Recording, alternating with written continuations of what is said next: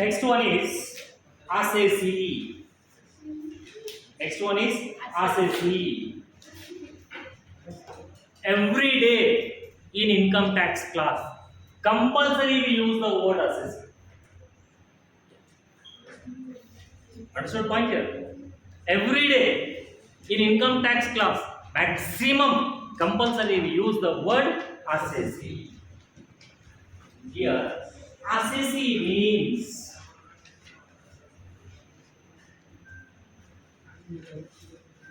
a person by whom any tax or other sum payable under this act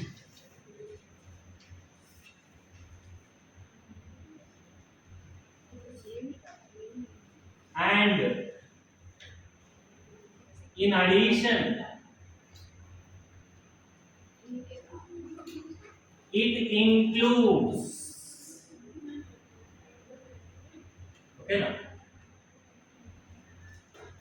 I will explain these points later, right? So here assessee means a person. Assessee means a person. Person means, already just before I explained, assessee means a person. Okay now, all assessees are persons, but all persons are not an assessees. Understood point here? All assessees are persons, but all persons are not an assessee, because all persons are not liable to pay tax as per Income Tax Act. Understood point here? ప్రతి వ్యక్తి గవర్నమెంట్కి పన్ను చెల్లించాల్సిన బాధ్యత కలిగి ఉండడు. బట్టి మీరు పర్సన్ కిందికి వస్తారా అలా వస్తారు. మీరందరూ పర్సన్ కిందికి వస్తారు కానీ మరి మీరు ఎంతమంది గవర్నమెంట్కి ట్యాక్స్ కడుతున్నారు? కడతలేరు కదా. మరి మీరు పర్సనా కాదా? పర్సన్ అన్న దాంట్లో వచ్చింది కదా. మరి అసెసీ అంటే మాత్రం పక్కా పర్సన్ అయితే, కానీ ప్రతి పర్సన్ అసెసీ కావాలనే రూల్ అయితే లేదు కదా. అర్థమైందా? Assessee means A person by whom any tax or any other sum of money payable under this act. Under this act means income tax act. అంటే ప్రభుత్వానికి ఎవరైతే పన్నును చెల్లించాల్సిన బాధ్యత కలిగి ఉంటారో, అర్థమైందా? పన్నును చెల్లించాల్సిన బాధ్యత కలిగి ఉంటారో వాళ్ళని అసెసీ అని అంటారు. ఆ అసెసీ పర్సన్ అయి ఉండాలి. పర్సన్ అంటే ఆల్రెడీ చదువుకున్నారు. ఓకే, ఇండివిజువల్ అసెసీ కావచ్చు, హెచ్యుఎఫ్ కావచ్చు, కంపెనీ పార్ట్నర్షిప్ ఇప్పటిదాకా 7 మెంబర్స్ చదువుకున్నాం కదా, వాళ్ళందరూ కూడా అసెసీ కావచ్చు. ఓకేనా? అంటే అసెసీ అయిన వాళ్ళు కంపల్సరీ పర్సన్ అయి ఉండాలి, కానీ ప్రతి పర్సన్ అసెసీ మాత్రం కాదు. Right? Assessee means A person by whom any tax. ఓకేనా? ఇన్కమ్ ట్యాక్స్ యాక్ట్ ప్రకారం ఎవరైతే పన్ను చెల్లించాల్సిన బాధ్యత కలిగి ఉంటారో వాళ్ళని ఏమంటారు? అసెసీ అని అంటారు.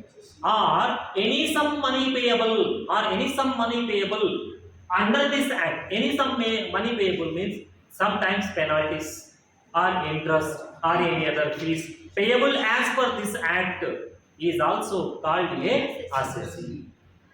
చట్ట ప్రకారం పన్ను చెల్లించాల్సిన బాధ్యత, ఇన్ టైంలో మనం ఏమైనా కట్టకపోతే ట్యాక్సెస్, లేకపోతే అప్పుడప్పుడు కొన్ని ఫీజెస్ కానీ, ఓకేనా, ఇట్లాంటివి కట్టాల్సిన అవసరం ఉంటుంది. అర్థమైన పాయింట్? ఎనీ సమ్ మనీ, ఓకేనా, payable, any some payable under this act is also called assessee. In addition it includes, ఇంతే కాకుండా ఇంకా ఏమేమి ఉంటాయి అంటే ఇక్కడ ప్రొసీడింగ్స్,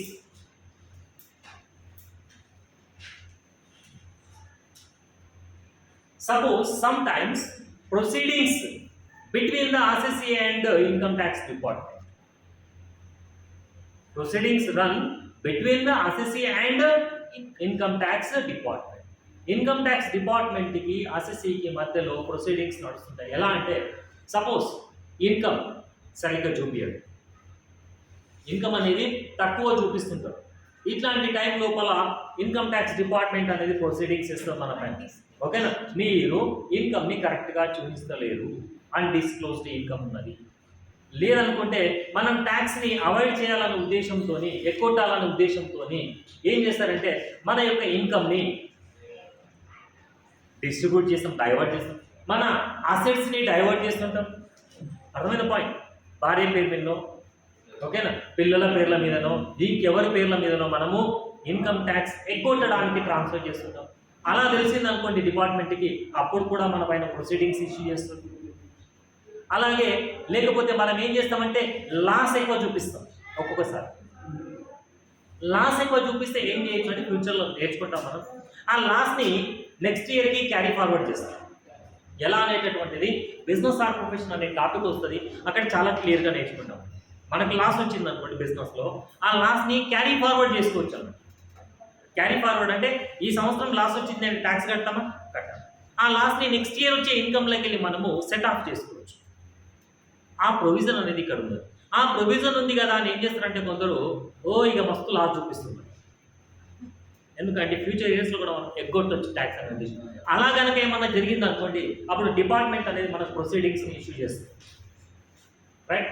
నెక్స్ట్ ఇలాగే కాకుండా ఇంకోటి రిఫండ్ క్లెయిమ్ చేసేటప్పుడు మనకు ఒక్కొక్కసారి టీడీఎస్లో అవి కట్ అయితే రిఫండ్ క్లెయిమ్ చేయాలి. మీరు ఏం చేస్తారంటే ఇన్కమ్ ఉన్నా నాకు ఇన్కమ్ లేదు, అక్కడ నాకు టీడీఎస్ కట్ అయింది కాబట్టి నాకు రిఫండ్ రావాలి అంటారు. మీకు ఫర్ ఎగ్జాంపుల్ ఒక 10,000 రిఫండ్ వచ్చేది లీగల్గా. మీరు అక్కడ ఇన్కమ్ ట్యాక్స్ డిపార్ట్మెంట్కి ఏం సబ్మిట్ చేస్తారంటే నాకు ₹1,00,000 రిఫండ్ రావాలని పెట్టుకుంటారు. మీ 1,00,000 కట్ అయినాడు, మీ 1,00,000 మీరు తెచ్చుకోవాలి. మీ ₹1,00,000 మీకు రావాలి అంటే మీరు ఏం చేయాలి, డిపార్ట్మెంట్కి నాకు ఏం ఇన్కమ్ లేదని చూపించాలి. మీకు టీడీఎస్ కింద కట్ అయింది, అమౌంట్ కట్ అయింది అంటే మనకు రావాల్సిన డబ్బులు అనేవి ఆల్రెడీ కటింగ్ అయినాకనే వస్తాయి కొన్ని సందర్భాలు. అది ఎలా అనేది మనం ఫ్యూచర్లో నేర్చుకుంటాం. ఓకేనా. టీడీఎస్ కింద కట్ అయింది ₹1,00,000, మీరు దాన్ని రిఫండ్ కోసం క్లెయిమ్ చేస్తారు. రిఫండ్ కోసం క్లెయిమ్ చేసేటప్పుడు ఎలా క్లెయిమ్ చేస్తారంటే 10,000 వాస్తవానికి మీకు రావాలి కానీ డిపార్ట్మెంట్కి ₹1,00,000 రావాలని పెట్టింది. అప్పుడు డిపార్ట్మెంట్ కొంచెం చూస్తుంది ఇది నిజమా కాదా, దీనికి నిజంగా 10,000 పోతాయా లేకపోతే 1,00,000 పోతాయా. ఇలా ఉన్నప్పుడు ఏం చేస్తుందంటే డిపార్ట్మెంట్ మన పైన ప్రొసీడింగ్స్ని ఇష్యూ చేస్తుంది. అర్థమైంది పాయింట్. రైట్. సో వాళ్ళని కూడా అప్పుడు మనం అసెసీ అనే అంటాము. Right. Next deemed to be an assessee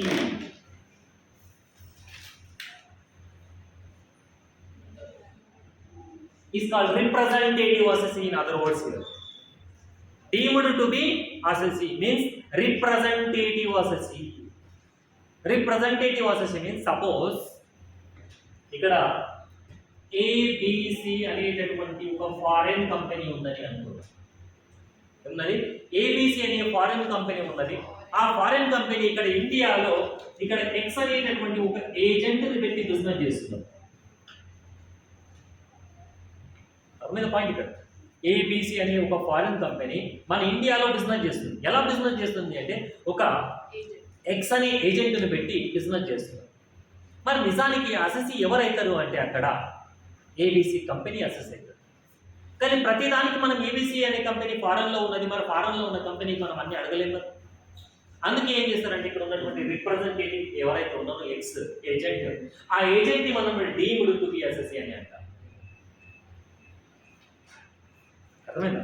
ఆ ఏజెంట్ X ఉన్నాడు కదా, Xని ఏమంటారు రిప్రజెంటేటివ్ అసెసీ అంటారు. లేదనుకుంటే deemed to be assessee under section 160 అని ఉంటుంది. అర్థమైందా పాయింట్. ఇక్కడ X అనే కంపెనీ ఫారెన్ కంపెనీ, ABC అనే ఫారెన్ కంపెనీకి ఇక్కడ బిజినెస్ ఎవరి ద్వారా చేస్తున్నది, X అనే ఒక ఏజెంట్ ద్వారా చేస్తున్నది. ఆ ఏజెంట్ ఏమంటాం మనము representative assessee, deemed to be అనే అసెసీ అని అంటాం. Right. Next deemed assessee in default, in the case of default,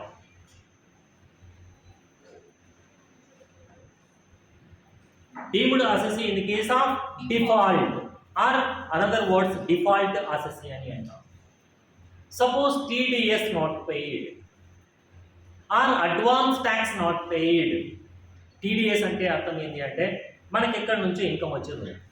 okay, ఇవన్నీ మనం లాస్ట్ టాపిక్స్లో నేర్చుకుంటాం. టీడీఎస్ అంటే ట్యాక్స్ డిడక్టెడ్ అట్ సోర్స్ అని అంటాం. Tax deducted at source. Tax deducted at source అంటే ఫర్ ఎగ్జాంపుల్గా నాకు అఖిల దగ్గర నుంచి డబ్బులు వచ్చేది. అఖిల దగ్గర నుంచి నాకు డబ్బులు వచ్చేది ఉన్నప్పుడు ఆమె ఏం చేస్తుందంటే నాకు రావాల్సినటువంటి ఇన్కమ్కి నేను ఎంత ట్యాక్స్ కట్టాలో ఆ ట్యాక్స్ని కట్ చేసుకొని రిమైనింగ్ అమౌంటే నాకు ఇస్తాను. ఇది రూల్. అర్థమైందా? అంటే ఒక్కొక్క దానికి ఎంత టీడీఎస్ కట్ చేయాలి, ఎట్లా కట్ చేయాలి, అవన్నీ మనం తర్వాత టాపిక్స్లో నేర్చుకుంటాం. సపోజ్ నాకు ఇక్కడ ఆమె దగ్గర ఒక 10 lakhs వచ్చింది అని అనుకోండి. 10 lakhs వచ్చాడు. ఈ 10 lakhsకి సంబంధించి ఫర్ ఎగ్జాంపుల్గా నాకు 50,000 రూపీస్ టీడీఎస్ కట్ కావాలి అనుకుందాం. కొద్దిసేపు నాకు ఆమె దగ్గర నుంచి ఎంత రావాలి? 10 lakhs రావాలి. ఆ 10 lakhsకి నేను గవర్నమెంట్కి ఫర్ ఎగ్జాంపుల్గా తీసుకుంటే ఒక 50,000 కట్టాలని అనుకుంటాను. అప్పుడు అఖిల ఏం చేస్తుందంటే 9,50,000 రూపీస్ మాత్రమే నాకు ఇవ్వాలి. రిమైనింగ్ 50,000 రూపీస్ ఆమె నా పేరు పైన గవర్నమెంట్లో జమ చేస్తుంది, ఇన్కమ్ ట్యాక్స్ డిపార్ట్మెంట్లో జమ చేస్తుంది. ఆమె పేరు మీద రాదు, నా పేరు మీదనే జమ చేస్తుంది. అంటే నాకు రావాల్సిన డబ్బుల్లో అక్కడ కట్ అయిపోతున్నాయి లేదా? దాన్ని ఏమంటారు? Tax deducted at source. నాకు వచ్చే సోర్స్ దగ్గరనే ట్యాక్స్ డిడక్ట్ అయితే దానిని టీడీఎస్ అని అంటారు. అలా డిడక్ట్ చేయకుండా ఉంటే వాళ్ళని ఏమంటారు అంటే డిఫాల్ట్ అసెస్సీ అని అంటారు. అలా డిడక్ట్ చేయకపోతే ఏమంటారు? డిఫాల్ట్ అసెస్సీ అని అంటారు. ఒకవేళ టీడీఎస్ కట్ చేయకపోతే ఆమె ఎక్స్పెండిచర్స్కి కూడా తగ్గింపు ఇవ్వదు. ఉంటాయి అవన్నీ ప్రొవిజన్స్ నేర్చుకుంటాం ఫ్యూచర్లో. నాకు 10 lakhs ఇచ్చింది ఎక్స్పెండిచర్ కింద, అంటే ఆమెకి ఎక్స్పెండిచర్ నాకు ఇన్కమ్. ఆ 10 lakhs బిజినెస్ ఎక్స్పెండిచర్గా మైనస్ చేసుకోవచ్చు కదా. అర్థమైందా? ఆమెకు బిజినెస్ ఎక్స్పెండిచర్, నాకు ఇన్కమ్. ఆమె ఎక్స్పెండిచర్స్ని మైనస్ చేస్తేనే మనం ప్రాఫిట్ లాస్ లెక్క కడతాం కదా. జనరల్గా తీసుకుంటాం ప్రాఫిట్ ఆర్ లాస్ ఎలా క్యాలిక్యులేట్ చేస్తాం? Income minus expenditure. ఆమె నాకు 10 lakhs ఇచ్చింది కరెక్టే, కానీ టీడీఎస్ కట్ చేయలేదు అనుకోండి. ఆమె కంటే నువ్వు టీడీఎస్ కట్ చేయలేవు కదా, నీ 10 lakhsకి మేము డిడక్షన్ ఇవ్వాలి. ఇట్లా ఫిట్టింగ్ పెడితేనే అప్పుడు నా దగ్గర వాళ్ళు కట్ చేస్తారు. ఇలా ఫిట్టింగ్ లేదనుకోండి ఏం చేస్తారు? నా 10 నాకు ఇస్తారు. నేను నాకు ఇష్టం ఉంటే కడతా, ట్యాక్స్ లేకపోతే గట్ట ఇంకేమైనా చేస్తాను. ముందే కట్ చేస్తే ఆల్రెడీ డిపార్ట్మెంట్లో పైసలు ఉంటాయి. నాకు నిజంగా ఇన్కమ్ లేకపోతే క్లెయిమ్ చేసుకుంటాను. ఒకవేళ ఇన్కమ్ నిజంగానే నేను కట్టాల్సి ఉంటే డిపార్ట్మెంట్కి వెళ్తాం. అంటే టీడీఎస్ అనేటటువంటిది మనకి ఎక్కడైతే సోర్స్ ఆఫ్ ఇన్కమ్ ఉంటుందో అక్కడ కట్ అయి వస్తుంది. ఒకవేళ కట్ కాకపోతే దాన్ని ఏమంటారు? డిఫాల్ట్ అసెస్సీ అని అంటారు. Next, suppose advance tax not paid. Advance tax not paid. Advance tax means suppose మీకు ఆల్రెడీ ఇంతకుముందు అసెస్మెంట్ ఇయర్ ప్రీవియస్ ఇయర్ గురించి చెప్పాను కదా. What is current previous year? 2021-22. What is our current assessment year? 2022-23. It is the current assessment year. ఇదే కదా చెప్పింది.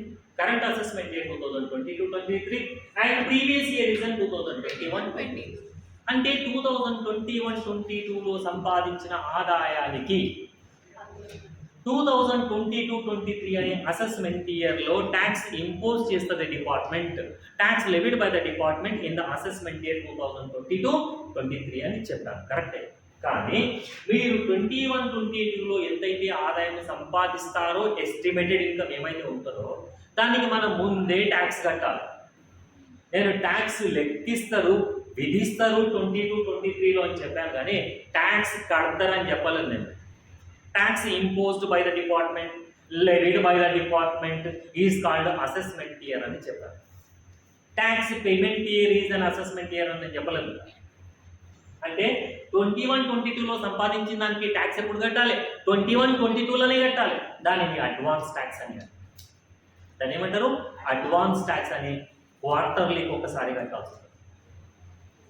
June 15 ఇలా కట్టుకుంటూ పోతాం, September 15 ఓకేనా, డిసెంబర్ మార్చ్ ఇలా కట్టుకుంటూ పోతాం అన్నమాట. 15 June 15, September 15, December 15, March 15కి ఈ విధంగా మనం అడ్వాన్స్ ట్యాక్స్ కట్టాలి. ఎప్పుడు కట్టాలి అడ్వాన్స్ ట్యాక్స్ అంటే మనం కట్టాల్సిన ట్యాక్స్ అనేది 10,000 కంటే ఎక్కువ ఉందనుకోండి.